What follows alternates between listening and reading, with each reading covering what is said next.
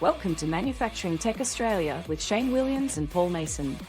Sam from Automated Solutions Australia, thanks for coming on the podcast, mate. Oh, no dramas at all. Pleasure to be here. No, it's exciting to be here. This is actually my first expo, so it's pretty cool to see. I love what you guys are working on. So we've got a machine tending robot, but what I like about this, you were telling me before that you custom build this sort of cartridge storage system so that basically you can machine tend, grab the parts out of the machine, stick them in the drawer, and people can actually access it from the other side. Yeah. So you don't have to stop the robot. Why don't you give us a bit of an overview? So essentially what we're trying to get here is this is our low-cost, high-volume parts. We want to try target those machining shops which are doing high volume of really lightweight parts, that sort of thing.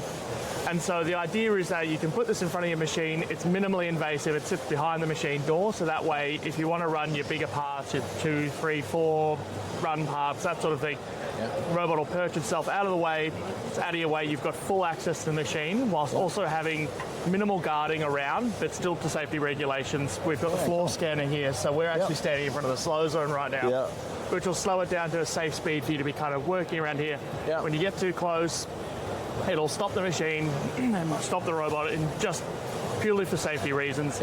And then to restart again, it's as simple as pressing a fault reset and it continue and it'll run like nothing's happened. Yeah, cool. And what's the reason behind industrial robot versus just putting a cobot there that's kind of, you know, you wouldn't need all the safety infrastructure, speed or... With cobots, they're great for these sort of human collaborative sort of things, whereas in this instance here, the way we've designed this drawer system is that you can operate it from the other side, as I mentioned before. And so that means that you don't have to interrupt the robot process. It's kept separate from the operator, so the operator's safe at all times. And because of that, you're able to use what we call the yellow robots here, which are much more cost effective because they don't have to have that whole internal suite of sensors to work collaboratively in that environment. However, we have also got an option for this where you can put in a cobot, in which case you wouldn't have the requirement for all of these guardings.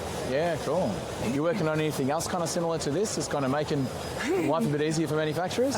So this is kind of one of our two versions of our, what we call the Teammate product. So this is the Teammate Tower, which comes with the drawer system, fully customizable. We can change out those grippers for 2-jaw, 4-jaw, 3-jaw plus a barcode scanner, really dependent on what the customer needs.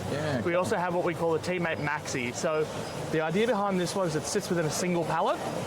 And so it's easy to ship, takes up minimal space. It's 4 bolts and it's in the ground. Yeah, nice. All of our programming's done in-house. All of the design's done in-house. We build this thing from the ground up. We know this thing probably better than we know each other who we work with. Fair enough. But so we also have another version which is more of a flatbed design. So it's 2 pallets long, and it's got more of a sort of pallet in-feed sort of bay. So it's a flatbed design with nice opening doors. And that's kind of the other option, both of which are easily accessible with forklifts. Both of them have integrated forklift times. The Teammate Maxi has them through the front. This one here, you just pop off the top panel, and you've got integrated fork times sitting at the top for easy moving. Oh, cool.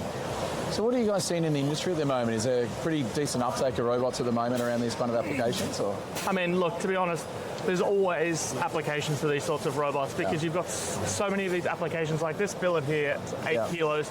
I can tell you right now, I'm going to be exhausted around about 3 hours of lugging those things around.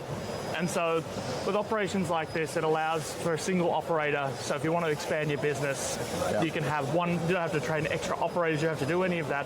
One operator can operate 6 of these things. And it's great because it removes a lot of those risks for those high repetitive, repetitive stress injuries, that sort of thing. Yeah, perfect.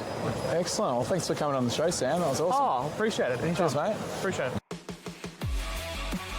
Thanks for tuning in to Manufacturing Tech Australia with Shane and Paul, recorded on the traditional lands of the Bunurong and Wurundjeri people.